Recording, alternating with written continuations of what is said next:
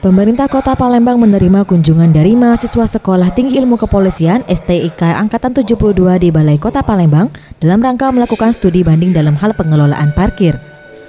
Menurut Sulaiman Amin, asisten 1 Pemerintah Kota Palembang, mengatakan, Pemerintah Kota Palembang merespon baik kegiatan yang dilakukan oleh mahasiswa STIK ini karena menjadikan Kota Palembang sebagai penelitian terutama dalam pengelolaan parkir.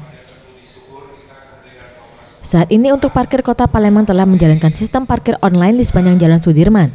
Hal ini dilakukan guna menekan pungli yang berada di tengah masyarakat serta meningkatkan pendapatan asli Palembang.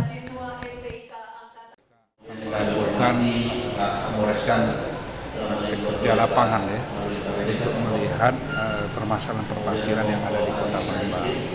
Jadi nanti akan didampingi oleh Kepala Dinas Perhubungan dan jajaran untuk melihat sistem perparkiran yang ada di Kota Palembang, baik itu menggunakan sistem online maupun manual.